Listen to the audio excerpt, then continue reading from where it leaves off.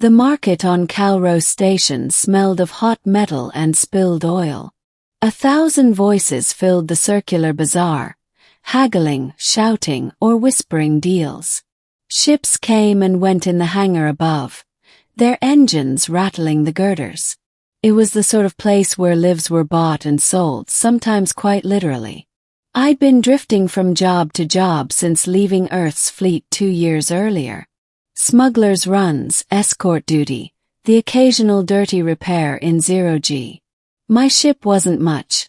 The Resolute, a patched freighter that was more engine than hull, but it got me around. I wasn't looking for trouble that day. I just come for coolant rods. That's when I saw her. She was shoved into a cage meant for animals, slumped in the corner with her knees tucked to her chest. Her skin was caked with dirt and grease, her hair, what wasn't tangled, hung in dull strings. I could hardly make out her features beneath the filth. Some merchant was shouting about her to a crowd, calling her feral, diseased, useless. The crowd jeered. Not worth feeding, someone shouted. The merchant sneered, rattling the cage. Half-breed trash. Even her own kind abandoned her. Can't talk proper. Doesn't even know how to clean herself. Starting bid, 5 credits. No one raised a hand. A few spat and walked away. She lifted her head at the sound, and for a moment her eyes met mine through the bars. They weren't dull. They weren't broken. They were pleading. I don't know why I stepped forward. Maybe it was because I knew what it was like to be cast off. Maybe because I'd had my own days in cages, waiting for the lash or the lock. Or maybe I was just tired of watching cruelty pass for normal. I'll take her, I said. The merchant blinked. What? You serious, human? 5 credits. I dropped a chit on the table. The crowd laughed. Enjoy your garbage, Terran. Someone hooted. The merchant shoved the cage at me and pocketed the chit. Don't blame me if she bites. The gate screeched open. She flinched as if expecting a blow. Instead, I extended my hand. Come on, I said quietly. You're free now. She stared, mistrusting. Then, slowly, she crawled forward and took my hand. Her palm was trembling, her claws dulled with grime. I helped her out of the cage, and the stench hit me full. She smelled of sweat, rust, and long neglect. The crowd jeered louder. I ignored them. I wrapped my jacket around her shoulders and guided her toward the hangar. She stumbled at first, her legs thin and weak, but she followed. That's how it began. The strangest decision I ever made. Middle. Back aboard the Resolute, I led her to the washroom. The ship wasn't luxury, but at least it had water recyclers and soap. She lingered at the door, clutching my jacket like a shield. I spoke gently. You don't have to be afraid. No one's going to hurt you here. But you need a bath. You'll feel better, trust me. Her voice rasped, hoarse from disuse. Bath! And blinked. She spoke my language. Haltingly but enough. Yeah, cleaning. Water. I turned on the nozzle and let warm water flow, steam fogging the glass. She jumped back, eyes wide as though I'd conjured fire. It's safe, I assured her. Here, look. I ran my hands under the spray. See. Just water. Tentatively, she reached forward, letting droplets touch her claws. Her lips parted slightly, as if she couldn't believe it. I stepped back. You can do this. I'll wait outside, okay? But when I moved to leave, she whimpered. Noah, stay. My chest tightened. She'd been abandoned so thoroughly she couldn't even be left alone with running water. I sighed and stayed, turning my back for privacy. She undressed slowly, her movements stiff, as though expecting punishment for each action. When at last she stepped under the spray, a soft gasp escaped her. The grime began to run in streams, revealing pale lavender skin beneath.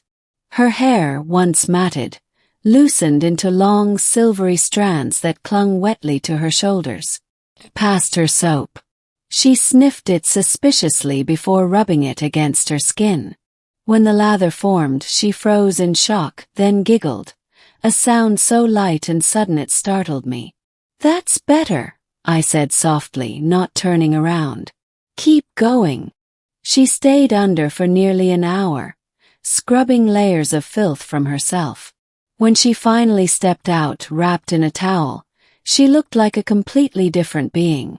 Thin, yes, underfed and scarred, but beautiful in a raw, unpolished way. Her eyes, golden, almost luminous, studied me with something between fear and hope. "Why you help?" she whispered. I met her gaze. "Because no one else would. And because you deserve better than a cage." Her throat worked as though swallowing words she didn't know how to say.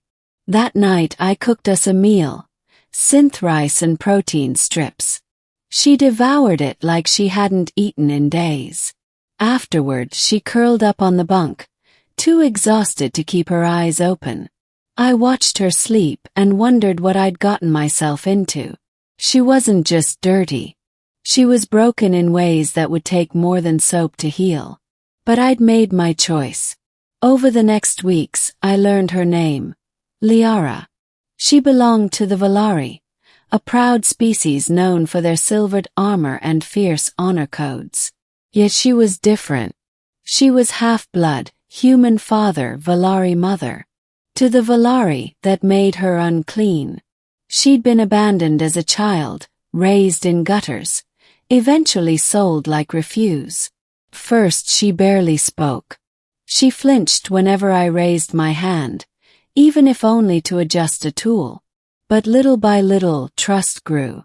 She began asking questions about the ship, about Earth, about stars beyond Calros.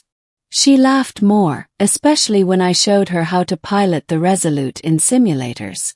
She was clever, smarter than she believed, and strong. Once her body recovered from malnutrition, her natural Valari resilience showed. She could lift crates I struggled with, and her reflexes were razor-fast.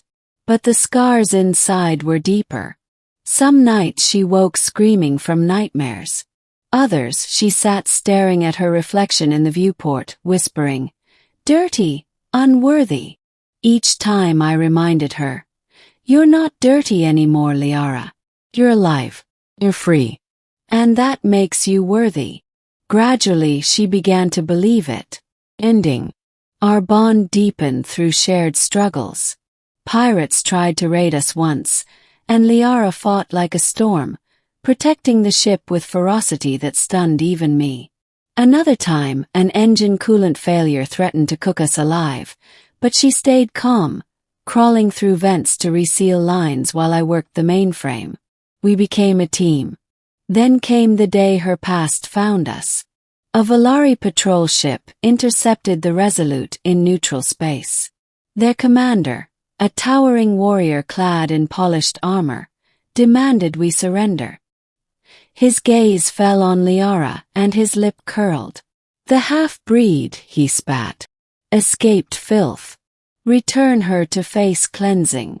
Liara trembled, but she didn't hide behind me. She stepped forward.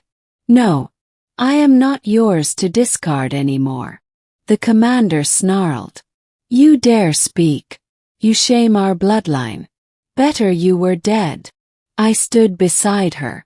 "She's with me now. And if you want her, you'll have to go through both of us." They tried. Blast of fire raked our hull. But together we outmaneuvered them. Liara piloted with precision while I manned the turrets, and in the chaos she made the final strike, crippling their engines, forcing them to retreat. When silence fell, Liara slumped in her chair, shaking. "They'll never stop hating me," she whispered. I knelt beside her. "Then let them hate. You're not their prisoner anymore. You're Liara, the girl who fought, who survived, who learned to smile again. You're more than they'll ever understand." Her eyes filled with tears. Slowly, she reached out and touched my face, as though confirming I was real. "You showed me mercy," she said softly. "No one else ever did." I took her hand. "Not mercy. Respect. You deserved it all along." From then on, she never called herself dirty again. Our journeys carried us across a dozen systems, trading, exploring, sometimes fighting. Liara grew into her strength, and together we carved a life free of chains. She still bore scars, but she no longer bowed to them. And me. I'd only meant to buy coolant rods that day. Instead, I found a companion, an ally, a reminder of why humanity still mattered in a galaxy that often forgot. Because sometimes all it takes to change a life is a bath, a warm meal, and the decision to show mercy when no one else will. And in doing so, maybe you end up saving yourself too. The Resolute drifted in the quiet after the battle. Alarms were silenced. Scorch marks still smoldered on the hull, and the stars outside hung in cold witness. Liara sat at the controls, shoulders slumped, hair plastered to her damp skin with sweat. She just faced the ghosts of her past and won. But the victory hadn't filled her with triumph.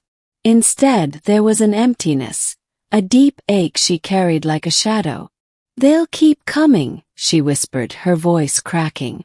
"As long as I exist, I'm a stain on their honor. They'll never stop." I crouched beside her chair and laid a hand on her trembling arm. "Then let them waste their lives on hate," I said. "Because you're not going back, Liara. Not ever." Her golden eyes turned to me, brimming with tears. For the first time since I'd met her, they weren't the eyes of someone begging to be spared. They were searching, needing to know if I truly meant it. "Why?" she asked, her voice so small I almost didn't hear it. "Why fight for me? I was nothing but dirt when you found me. A filthy half-blood no one wanted." I cupped her face gently, brushing away grime and tears alike. "Because you're not dirt. You're not broken. You're Liara. You're strong, clever, and stubborn enough to survive when the universe tried to bury you. And because no one deserves to be caged for what they are." Her breath shuddered. A single tear slipped free, then another. And slowly, hesitantly, she leaned into my touch. "When you bathed me," she murmured, "I thought it was a trick. I thought you'd clean me only to sell me for more credits. But you didn't. You kept me safe. You showed me mercy." "Not mercy," I corrected softly. "Respect. The kind you should have been given all along." Her hand found mine, fingers interlacing tentatively, as though afraid I'd pull away. "Then, maybe I can learn to respect myself too." Smiled. "That's the idea." For a long time we just sat there in silence, hand in hand, the hum of the ship a steady heartbeat around us. Outside, the Valari warship drifted powerless, retreating from our sensors. The threat was gone, but the meaning of what had just happened was only beginning to sink in. Liara had faced her people, the ones who had cast her aside, branded her unworthy, dirty, and she hadn't bowed. She had fought. She had survived. She had chosen her own place here beside me. Later, after repairs were done and the engines hummed steady again, we stood at the viewport together. The stars spilled across the void like a river of diamonds. "What now?" she asked, her voice steadier than before. "Now," I grinned. "Now we go where we want. Trade, explore, maybe find a world that doesn't care about bloodlines or titles. Somewhere you can start fresh." She considered that, then nodded. "And you?" "I'll be right here. Someone has to make sure you don't eat all the protein strips at once." That earned me a laugh. Light, genuine, and bright enough to fill the dark. For the first time since I'd met her, Liara didn't look like a frightened, abandoned girl. She looked like someone who belonged, someone who had found a place, even if it wasn't the one she'd been born into. And as I looked out at the stars with her hand still clasped in mine, I realized something else. I hadn't just rescued her from a cage. She had rescued me too. From drifting alone, from forgetting what it meant to care, to fight for more than survival. No one had wanted the dirty alien girl. But I had. I had bathed her, shown her mercy, and in return, she'd given me something rarer than credits, rarer than freedom. Hope. And together, hope was enough to light the stars.